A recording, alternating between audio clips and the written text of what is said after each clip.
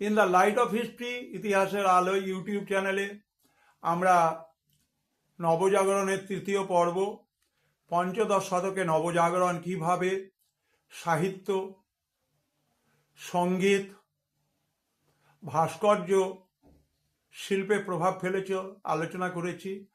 আলোচনা করব স্থাপত্য ক্ষেত্রে নবজাগরণ কেমন প্রভাব ফেলেছিল এবং সেই স্থাপত্য শিল্পে বিখ্যাত স্থপতি হিসেবে যারা উল্লেখযোগ্য স্থান রেখেছিলেন তাদের স্মৃতিচারণা। আমরা দেখতে পাই যে রোমান স্থাপত্যের প্রভাব থেকে অনুপ্রেরণা লাভ করে নতুন ধরনের স্থাপত্য কলা, সৃজনশীল দিক, এটা ছিল কিন্তু নবজাগরণের বিশেষ দিক। এবং সেক্ষেত্রে আমরা বুনোতেল্লির কথা বলবো। ফ্রান্সের ইতিহাসে নবজাগরণের প্রভাব আমরা বলেছি। আমরা ফ্লোরেন্সের ফিলিপ্পো ব্রুনেলেস্কি ছিলেন নবজাগরণের প্রথম দিকের স্থপতি। তিনি ফ্লোরেন্সের ক্যাথিড্রালের গম্বুজ নির্মাণের মাধ্যমে স্থাপত্য কলায় এক নতুন দিগন্তের সূচনা করেছিলেন।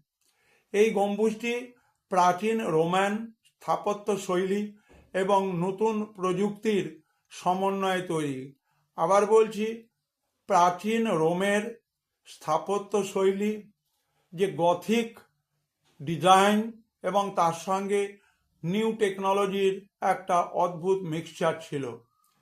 লিওন বাতিস্তা আলবার্তি, যার সময় 1404 থেকে 1472, তিনি নবজাগরণের একজন স্থপতি এবং একই সঙ্গে তিনি তাত্ত্বিক বা থিওরিটিশিয়ান, বা তিনি নতুন ধরনের থিওরি এনেছিলেন। তার ডি রে এডিফিটরকা গ্রন্থে তিনি স্থাপত্যের নান্দনিক এবং ব্যবহারিক দিকগুলো নিয়ে আলোচনা করেছেন। স্থাপত্যের আঙ্গিক এবং গঠন নিয়ে তিনি বিভিন্ন ধরনের গবেষণাও করেছেন। সুতরাং স্থাপত্য শিল্প নবজাগরণের দ্বারা কতটা প্রভাবিত হয়েছিল সে বিষয়ে তোমাদের ধারণা দেওয়া হলো। তোমরা তোমাদের প্রয়োজনে এই ভিডিওগুলোকে ব্যবহার করবে। যদি কোনো ধরনের কোনো ভিডিও নিয়ে তোমাদের তৈরি করে দেওয়ার জন্য অনুরোধ থাকে, অবশ্যই কমেন্ট বক্সে লিখবে। সবাই ভালো থাকবে, সবাই সুস্থ থাকবে।